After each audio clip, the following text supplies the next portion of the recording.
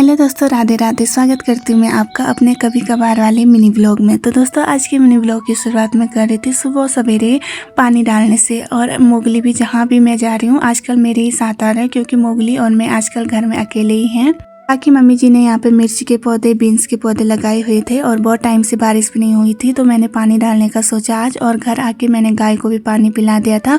और उसके बाद मेरी तैयारी हो चुकी थी चारा लाने की। और आजकल चारे के लिए मैं सुबह जल्दी चली जाती हूँ, क्योंकि उसके बाद बहुत तेज़ वाली धूप होती है। और चारे से घर आने के बाद मैंने यहाँ पे थोड़ा सा लीपा पोती की। और लीपा पोती करने के बाद मैं गौशाला गई, तो वहाँ देखा मच्छर गाय को बहुत ज़्यादा परेशान कर रहे थे। वैसे हमारे यहाँ पे छाव ही थी, लेकिन मैंने गाय को जल्दी अंदर बांध दिया, क्योंकि मच्छर बहुत ज़्यादा परेशान कर रहे थे। और मैं गोबर साफ़ कर ही रही थी कि मुझे इतनी खतरनाक वाली गर्मी लग रही थी। तो इस वजह से वापस आने के बाद मैंने खुद के लिए जूस और बुर्श ससुर जी के लिए चाय बनाई, क्योंकि उन्हें चाय बहुत ज़्यादा पसंद है और मुझे जूस। तो जूस वगैरह पीने के बाद मुझे बहुत सारे बर्तन वगैरह धोने बाकी थे। सुबह में मैं बर्तन आजकल नहीं धोती हूँ, क्योंकि सुबह में बाहर का काम मैं जल्दी निपटा देती हूँ, क्योंकि बाहर उसके बाद बहुत तेज़ वाली धूप हो रही है, तो इस वजह से।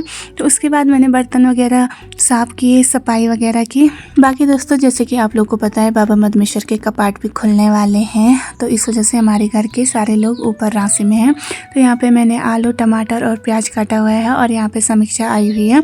तो समीक्षा भी आजकल घर में अकेली है, क्योंकि साक्षी लोगों के पेपर चल रहे हैं। और यहाँ पे देखो वह वंशी ने दरवाज़ा लगा दिया है। और यहाँ पे मैंने कुकर भी चढ़ा दिया है चूल्हे में। और यहाँ पे मैंने घर के चावल भिगोने के लिए रखे हैं। बाकी मेरी खिचड़ी भी बन चुकी है, और खिचड़ी के साथ है दही।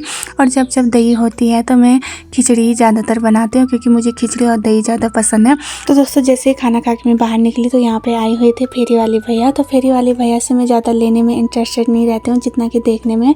तो मेरी तरह कौन कौन है कमेंट करके ज़रूर बताएं। बाकी दोस्तों, अभी मैं आई थी अपनी गौशाला में। गौशाला में आके देखा तो गाय को अंदर भी मच्छर बहुत ज़्यादा परेशान कर रहे थे। और यहाँ ऊपर सड़क पे देखे हुए बाबा मधमेश्वर की डोली भी पहुँच चुकी है। और आज बाबा मधमेश्वर की डोली राशि गाँव में ही रहेंगी शाम के टाइम पे, और कल वहाँ से आगे की ओर प्रस्थान करेंगी।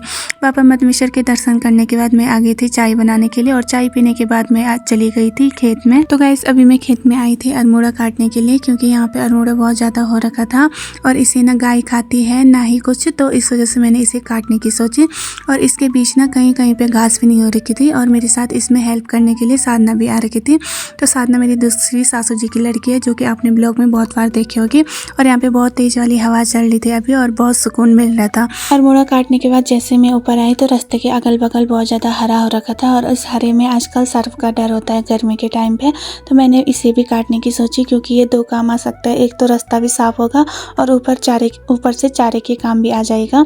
तो मैंने इसको फटाफट से काटा। तो यहाँ पे बहुत तेज़ वाली धूप हो रही थी। काटने के बाद मैंने फटाफट से लगा दी भारी, और निकल पड़ी घर की ओर।